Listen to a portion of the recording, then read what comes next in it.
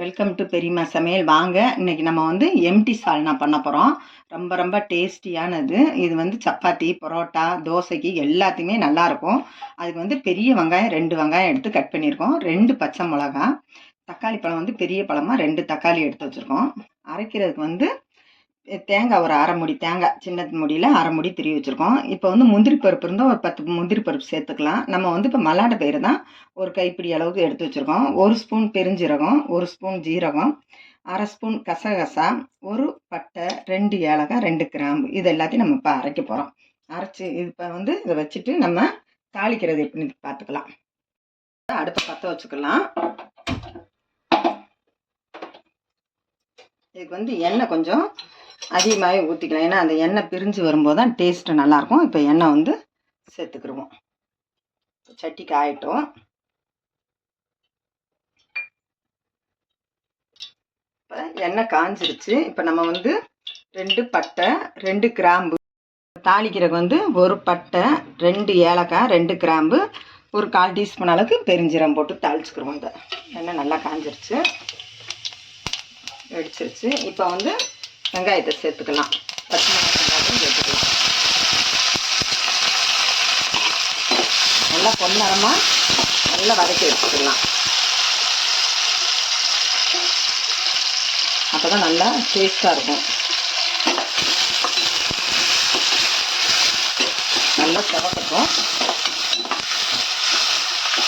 இது வந்து சால்னா பண்ணும்போது நமக்கு நல்ல வாசனை காட்டும். ஹோட்டலில் வாங்குற மாதிரி ரொம்ப டேஸ்ட்டாக இருக்கும்.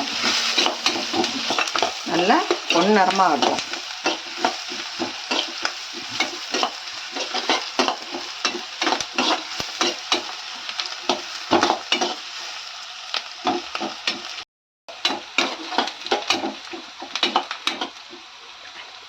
இப்போ தக்காளியை சேர்த்துக்கிடுவோம். தக்காளியும் நல்லா ஜாம் மாதிரி நல்லா மசியணும். அது வரைக்கும் நல்லா நம்ம வதக்கிடணும். அப்போ தான் அது நல்லா சாந்து நல்லா இதாக கிடைக்கும்.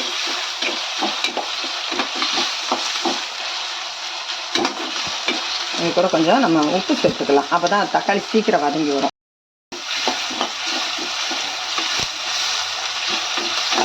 நம்ம அடி பிடிக்காதனால தான் இப்போ வெங்காயத்தை வதக்கிட்டு தக்காளியை போட்டுட்டு இஞ்சி பூண்டு போடுவோம். அப்படின்னா அது ஒட்டாமல் இருக்கும். நமக்கு இதையும் சேர்த்துக்கிடுவோம். சேர்த்துட்டு உப்பு போட்டுக்கிடுவோம். கொஞ்சம் உப்பு போட்டோம்னா சீக்கிரமே தக்காளி நல்லா வதங்கிடும்.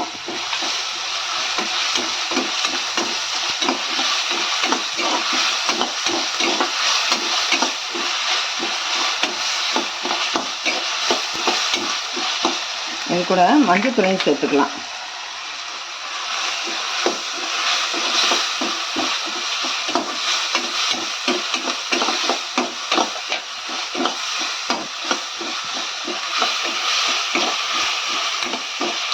ஒரு 1/4 டீஸ்பூன் அளவுக்கு நம்ம மஞ்சள் தூள் போட்டிருக்கோம். அதுக்கு தேவையானது வந்து 1 ஸ்பூன் வந்து தனி மிளகாத்தூள். காரத்துக்கு நம்ம காரம் எவ்வளோ தேவை இருக்கோ அந்த அளவு போட்டுக்கலாம். ஏன்னா 2 பச்சை மிளகா தான் போட்டிருக்கோம், அதையும் போட்டுக்கலாம். 1 ஸ்பூன் மல்லித்தூள். எல்லாத்தையும் வதக்கிடுவோம். நல்லா வதங்கட்டும். தீயை நம்ம குறைச்சி வச்சு தான் நல்லா வதக்குறோம்.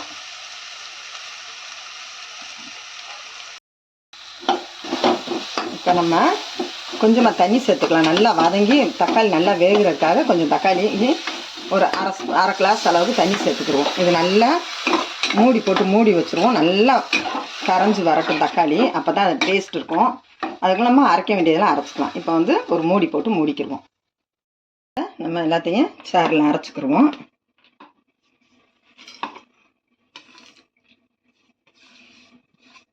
தண்ணி ஊற்றி அரைச்சிக்கிடுவோம். அரைச்சி எடுத்துக்கலாம். இப்போ சேர்த்துக்கலாம். பார்த்தீங்கன்னா நல்லா எண்ணெய் பிரிஞ்சு நல்லா எல்லாம் நல்லா வதங்கிருச்சு. இப்போ நம்ம இந்த நேரத்தில் சேர்த்துக்கலாம்.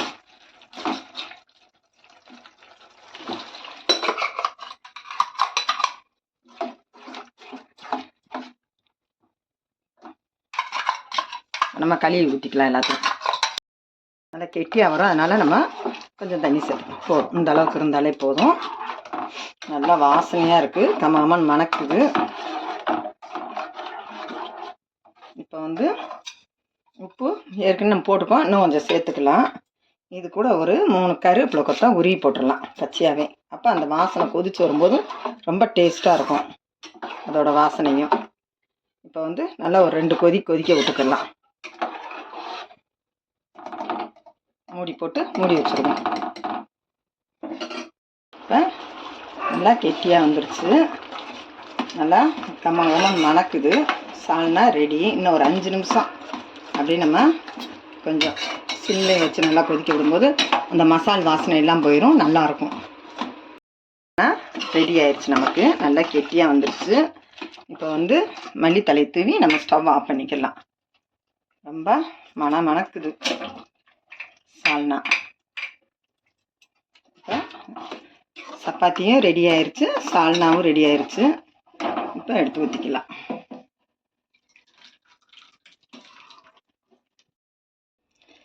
இதேமாரி நீங்களும் வீட்டில் ட்ரை பண்ணி பாருங்கள். இந்த வீடியோ பிடிச்சிருந்தா லைக் பண்ணுங்கள், ஒரு சப்ஸ்கிரைப் பண்ணிடுங்க.